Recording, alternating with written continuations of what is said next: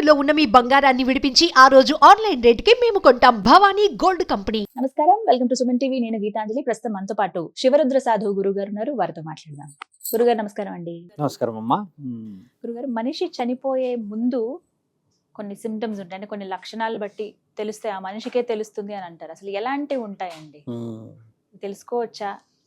అక్షుద్ర బలం చేస్తున్న వ్యక్తి యొక్క చావు వేరేలా ఉంటుంది. ఆ, క్షుద్ర బలం అంటే అక్షుద్ర బలం అంటే క్షుద్ర పూజలు అంటే అమ్మ చేతబడులే కానీ వశీకరణలే కానీ కొన్ని బాణామతి ఇలాంటి కొన్ని ప్రయోగాలు చేసిన వాళ్ళది ఏంటంటే బలవంతంగా నీ ఆత్మని లాగడం.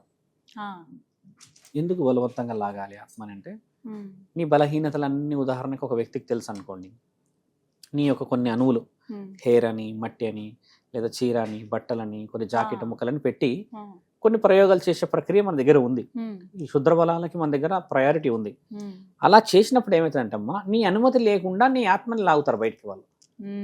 కొంతమందికి పడుకున్నప్పుడు ఇట్లా లాగినట్టు అవుతుంది అంటారు, కొంతమంది వచ్చి మీద పడుకొని దొబ్బేసినట్టు అవుతుంది, బరువు మీద పడి. కొంతమంది ఇక్కడ మీద కూర్చున్నాడు ఒక వ్యక్తి అనిపించినట్టు అనిపిస్తుంది. చాలా మంది చెప్పే సమస్య, మళ్ళీ ప్రతి ఇంట్లో ఉంటుంది ఈ సమస్య. ఒకళ్ళు వచ్చి ఇక్కడ కూర్చున్నట్టుగా అనిపిస్తుంది అని అంటారు. అంటే వాళ్ళ మీద ప్రయోగం ఎవరు చేస్తున్నారు, బయటికి వెళ్ళదు, భయపడుతుంటాం లోపల లోపల. అలా కొన్ని ఉంటాయి. అయితే ఈ చనిపోయే తరుణాన్ని ఒకవేళ 80 90 సంవత్సరాలు సహజ సిద్ధంగా వచ్చింది అనుకోండి, నిద్రలోగానే వెళ్ళిపోతారు. ఈ గోర్ల నుంచి వెళ్ళిపోయే చావుకి ఈ చేతులు పొడవుగా ఇలా పెట్టి ఉంటాయి అంతే. ఈ గోర్ల నుంచి గాలి వెళ్ళిపోయే అవకాశం అదొకటి మన దగ్గర ఉంది. ఉదాహరణకి మనిషి దగ్గర క్షుద్ర ప్రయోగం ఉందనుకో అమ్మ, క్షుద్ర ప్రయోగంలో చెప్పాల్సిన సమయం కాబట్టి గంగరేగి బండి ఉంటది కదమ్మా, దాని ముళ్ళు చూడండి కొంచెం పెద్దగా ఉంటది. ఆ ముళ్ళుని కంటి ఈ పొర ఉంటది కదా, ఆ పొరలో ఇట్లా అంటారు క్షుద్ర పూజ చేసేవారు. అక్కడ నిన్ను అంటే ఒక వ్యక్తిని ఊహించి ఆ వ్యక్తి కొన్ని శక్తులు పెట్టి అంటున్నప్పుడు ఇక్కడ నీ కన్ను బొమ్మ కూడా కదులుతుంది. అంటే క్షుద్ర ప్రయోగం ఇది. అలా అని అని అని అని ఏం చేస్తారు అంటే, అది అనడం కూడా అమ్మా చాలా మంది తెలవాలని చెప్తున్నాను. అది అని అని అని ఏం చేస్తారంటే ఒక సమయానికి అంటారు, ఈవినింగ్ 4కా ఈవినింగ్ 3కా ఇట్లా ఒక 3-4 డేస్ అని. పౌర్ణమి రోజు అమావాస్య రోజు వచ్చినప్పుడు ఆ పొరలోకి కూర్చేస్తారు. అది మనిషి అందులో నుంచి గాలి బయటకు వచ్చేస్తుంది. చావు అలా భయంకరంగా ఉంటుంది ఒక సందర్భం. ఇది ఎందుకు చెప్తున్నా అంటే అమ్మా, చాలా మంది ఈరోజు అనుభవిస్తున్నారు ఆ క్షుద్ర ప్రయోగం. గుండె మీద కూడా తెలియని ఏదో బరువు పడి పడి పడి ఒక్కసారి స్ట్రోక్ వచ్చేస్తుంది. అట్లా ఒకటి యాక్సిడెంట్, సడన్ గా మనిషి బాగానే ఉంటాడు కానీ ఎవరో తోసేసినట్టు అయిపోయింది, చనిపోయింది అంటారు. ఇవి క్షుద్ర ప్రయోగాలు కదా, ఈ ఆత్మ ప్రయోగాలు. ఇవన్నీ కొన్ని మనకు తెలిసిన వాళ్ళే చేస్తారు. ముఖ్యంగా ఈ క్షుద్ర ప్రయోగంలో ఇంకొక ఆలోచన ఏంటంటే అమ్మా, వెరీ వెరీ వెరీ పవిత్రమైన శరీరం ఉందనుకోండి ఒక వ్యక్తిది, మంచి పూజ చేసుకుంటాడు, తప్పులేం చేయడు, దాన ధర్మాలు చేసి మంచి వ్యక్తి ఉన్నాడు అనుకోండి, అటువంటి వ్యక్తిని కొట్టడానికి బలమైన వస్తువులు కావాల్సి వస్తుంది. అంటే క్షుద్ర పూజలో ఏం చేస్తారంటే అమ్మా, దాంట్లో కూడా మనం డీప్గా పోతే ఈ నడుము ఉంది కదా, లెఫ్ట్ సైడ్ నడుము, ఈ కొంచెం ఈ తొడల పైన అక్కడ కొడతారు ఫస్ట్ ఒక నాటు, నిన్ను కదలనీయకుండా. అంటే నువ్వు అక్కడ స్లో అయిపోతావు. తర్వాత యాజ్ ఇట్ ఈజ్ నీకు సినిమాలో చూపిస్తారు, ఈ చేతికి ఇక్కడ కొట్టినట్టు, ఇక్కడ కొట్టినట్టు, కాళ్ళకు కొట్టినట్టు, ఇక్కడ కొట్టినట్టు, ఇక్కడ కొట్టినట్టు. స్త్రీలకి బొడ్డు కింద కూడా కొడతారు, అంటే నిన్ను కదలనీయకుండా. ఇలాంటి చాలా మందికి జరుగుతుంటాయి, వాళ్ళు కనిపెట్టలేదు. కొంతమంది గురువులు ఏం చేస్తారంటే అవి కనిపెట్టగానే ఇమ్మీడియట్ రక్ష కట్టేస్తారు. అంటే నీ చుట్టూరుగా ఒక ఫెన్సింగ్ వేసేస్తాడు, రక్ష వేసేసి ఏం చేస్తాడు, ఎవరిని కూడా ఏ మంత్రం వేసినా అది రిటర్న్ అయ్యే అవకాశం పెడతాడు. అదొక వేరే తరుణం. మీరు అడిగింది మనిషికి ఏ సిమ్టమ్స్ ఉంటాయి అన్న దాంట్లో ఇప్పుడు బయట నుంచి వచ్చే సిమ్టమ్సే చెప్పా మీకు నేను. సహజ సిద్ధమైన సిమ్టమ్స్ ఏంటంటమ్మా, అలా పక్కలో ఉన్నప్పుడు లేదా ఆ బాధ్యతలు అన్ని నీవి అయిపోయినప్పుడు, కళ్ళు తెరిచినప్పుడు, లేకపోతే నిద్రపోయినప్పుడు, లేకపోతే ఏదైనా విషయ వివరణ అయినప్పుడు జస్ట్ ఒక ఫ్రాక్షన్ ఆఫ్ సెకండ్స్లో వెళ్ళిపోతుంది. 11 క్షణాల్లో నీ మరణం సంభవించి వెళ్ళిపోతుంది. అసలైన వివరణ ఏంటంటమ్మా, ఈ రోజుల్లో 99% నాట్ ఒక 1% ఎందుకు చెప్తున్నా, 99% అంతమ్మా బల ప్రయోగంతోనే మరణాలు అవుతున్నాయి. బల ప్రయోగం. అంతమంది క్షుద్ర పూజలలో కూర్చున్నారు మహానుభావులు.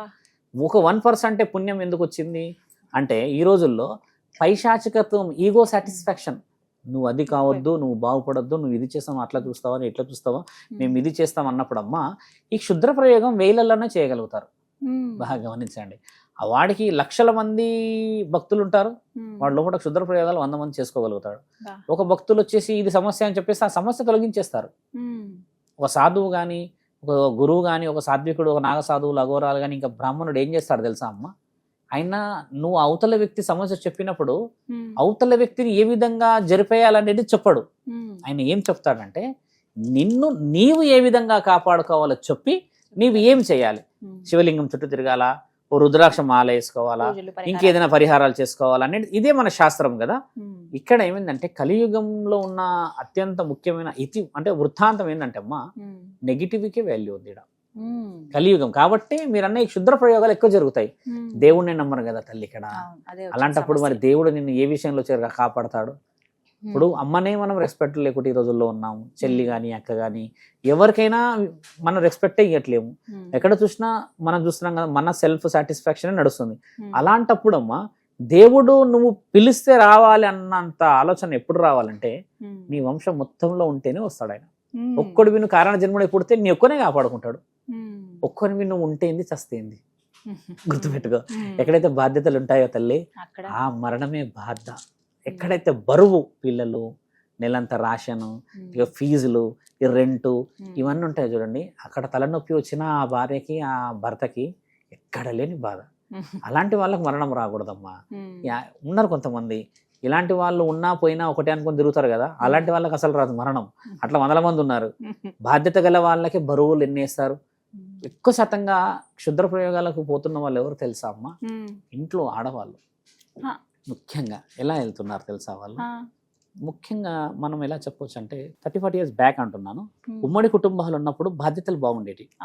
ఇప్పుడు ఈ ఆడవాళ్ళ తర్వాత కొందరు మగవాళ్ళు ఏం చేస్తున్నారంటే అమ్మా మాదే పెత్తనం నడవడానికి శక్తులు కావాలని తిరుగుతున్నారు వీళ్ళు. దేవుడి దగ్గర పోతేనేమో పెత్తనం రాదు కదా, అందరు సమానత్వం కదా. పెత్తనం చేసేదంతా దయ్యాలు, భూతాలు, రాక్షసులే కాబట్టి అడిషనల్ పవర్స్ కోసం తిరుగుతున్నారు. అలా అడిషనల్ పవర్స్ వస్తాయి అమ్మా ఎక్కడైనా, కానీ వస్తాయి అని చెప్తున్నారు ఇక్కడ. అది మన వాళ్ళు తెలుసుకోరు. ఒక కోడలు ఏం చేస్తుంది, అత్త మీద బలప్రయోగం దిగుతుంది.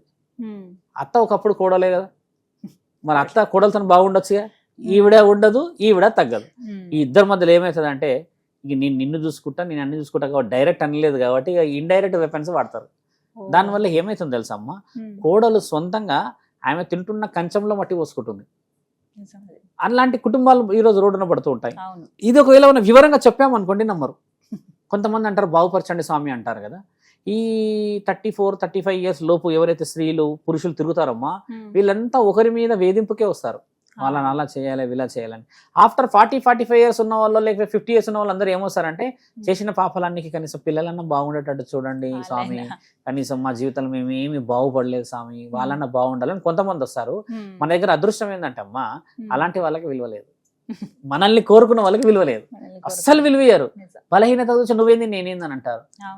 మేము నిన్న అంటే మొన్న రీసెంట్గా జరిగిన విషయం ఏంటంటమ్మా, ఒక స్త్రీ ఫోన్లోనే అడుగుతుంది, ఇట్లా విషయం ఈ విధంగా జరిగింది, నాకు మాట రావట్లేదు కానీ మాట వస్తే ఆమె ఏమైనా చేయగలుగుతుందంట. అంటే నేను ఏ మాట రావాలి నీకు అని అడిగిన.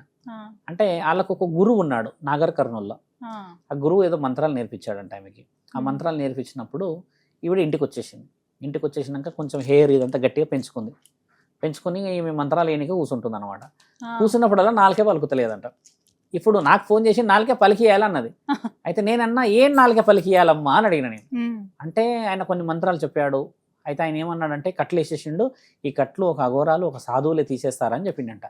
అంటే అమ్మ నువ్వు ఓపెన్గా చెప్పమ్మా, అంటే ఏదన్నా దేవతకు సంబంధించిన మంత్రాలు అంటున్నావా, లేకపోతే ఇట్లా కొంతమంది దిష్టి మంత్రాలు, లేకపోతే వాళ్ళని తీసేస్తా ఇలాంటి మంత్రాలు తీసేస్తామంటే ఇక అన్ని స్వామి అని అన్నది. అన్ని స్వామి అని అన్నప్పుడు నేను ఏమన్నా అంటే ఆ స్వామి పేరు చెప్పు అని చెప్పిన. ఆ స్వామి పేరు చెప్పట్లేదు. మీ పక్కన ఉన్న స్వామికి ఫోన్ అని అన్నా. మళ్ళీ ఆయనకు ఫోన్ ఇచ్చింది. ఇంకా ఆయన మొదలుపెట్టిండు, ఆడికి పోతుంది స్వామి, ఈడికి వచ్చి తలుపు పెట్టుకుంటుంది, అందులోకి పోయో అని గట్టిగా అరుస్తుంది, ఏందని అంటే నన్ను కొట్టనీకి వస్తుంది. ఇప్పుడు నేను ఏ మంత్రాలు అని చెప్పాలి, నీ ఫోటో చూసి నీ ఫోన్ చూసి నీకు ఫోన్ కలపమన్నది నన్ను. అంటే నేనన్నా ఇంకా నేను కూడా 4 మంత్రాలు నేర్పియాలనుకుంటున్నట్టుంది, నేను మంత్రాలు నేర్పియాను, ఈపులు వలగొడతా వచ్చి అని చెప్పిన. Phone cut. అంటే ఉద్దేశం చూసారా, ఆవిడ మంత్రానికి పరమాత్ముడు ఆపేశాడు. అంటే ఈవిడ వల్ల ఏ దార్శనికాలు జరగబోతున్నాయి వాడు. అంటే ఆ మంత్రం నువ్వు నేర్చుకున్నావు బాగానే ఉంది, కానీ పలకనిస్తలేడు అని అంటే మరి దేవుడు ఉన్నాడని అర్థం కదా. నువ్వు పలుకుతే ఏం చేస్తావు, ఎవరినో ఏదో చేయడానికి. నీకు నేర్పించిన వాడు ఏడు ఉంటాడంటే వానటరో చెప్తలేదు. ఆయన గుడిలో ఉంటాడంటే గుడిలో ఉంటాడంట. గుడిలో ఉండన్న వాడు మంత్రాలు నేర్పించిందంటే ఇక ఖచ్చితంగా క్షుద్ర మంత్రాలే అవి. అంటే ఏం నేర్చుకుంటావు, ఎలా నేర్చుకుంటావు? నీ భర్త బాధ చూడలేవా? పాపం ఆయన ఏమంటున్నాడు, మీరు ఒకసారి వచ్చిపోయి మంచిగా చేయండి అని అంటే ఆమె అట్లా వస్తే మంచిగా కాదు, ఎవరైతే నేర్పించిందా అన్నారో వాడిని పట్టుకుంటేనే మంచిగా అవుతుంది. ఇది ఒక బ్లాంక్ ఉంటుంది మళ్ళీ. ఆ గురువు చెప్తేనే వింటారమ్మా, నువ్వు మీద ఎవరు చెప్తే వినరు. అలా మేము పోయి చెప్పినాం అనుకో వీళ్ళు ఎలవా అంటారు. అట్లా చాలా మంది మోసపోతుర్రు అంటున్నాను. మీరు అన్న మరణం అనేది ఎక్కడ చూసారా? మీరు అడిగిన ఆలోచన పుణ్యం కానీ ఎక్కడ చూసారా? మన శరీరంలోనూ మన చుట్టుపక్కల ఉన్న వాళ్ళే తల్లి. మీరు అడిగింది ఏంటంటే లోతుగా వెళ్ళి చూస్తే తప్పులో మనమే ఉన్నాం, వేరే వాళ్ళని అనకూడదు. ఇలాగే చాలా మంది ఉన్నారు. అయితే చాలా మంది ఉన్నారమ్మా. అంటే అమాయకులు అనుకోవాలా? అమాయకులను కాదు, ఇక్కడ ఒక దేవత శరీరాన్ని ఇచ్చేస్తున్నారు. శరీరం మీదకి దేవత వచ్చేస్తుంది అని చెప్పేసి గురువులు నేర్పించేస్తున్నారు. అక్కడ వీళ్ళు తప్పు పడుతున్నారు అంటున్నాం. చాలా మంది ఏమడుతున్నారు, గురువు సాధన ముఖ్యం, చాలా ముఖ్యం, ఇవన్నీ ఎందుకు అంటున్నారంటమ్మా? నీ అనుభవం చాలా ముఖ్యమైనది. అక్కడ దేవత అవలీలాగా శరీరం మీదకి రావడం ఏంది తల్లి? నువ్వు ఆలోచించు. ఎన్ని ఉంటాయి దానికి నియమాలు, ఎన్ని నిబంధనలు ఉంటాయి. నువ్వు 9 రోజులు దీక్షా నియమాలు భవానీ మాలలు వేస్తేనే కరుణించదు ఆమె. అంత అవలీలాగా నీ శరీరం మీదకి వచ్చేస్తుందా? మీదకి వచ్చేంత ఇది అందం అంత శరీరం మీదకి వచ్చేటప్పుడు స్వామి పూజ చేస్తే ఒక పుష్పం పడితేనే అదొక మహద్భాగ్యం. భాగ్యము. నేను అవి నమ్ముతా. మళ్ళీ ఎట్లా నమ్ముతా అంటే, ఆ పువ్వు అందరి మీద పడదు కదా. సరే ఊరికి అందరి నెత్తి మీద పడుతుంది పువ్వు అని అంటే చలో సంథింగ్ ఏదో ఉందనుకోవచ్చు. చాలా చాలా చాలా చాలా నిజమైన అవసరం ఉన్న దగ్గర పడుతుంది. అంతెందుకు తల్లి, భోజనం భాగ్యము. ఇప్పుడు మీరు గమనించండి, మనం ఇక్కడ అన్నదానానికి పోతాం కదా, ఆ అన్నదానంలో అందరికి ఒకలాగా వస్తే మనకు ఒకలాగా వస్తుంది అనుకోండి, అది కూడా ఆయన లీలే.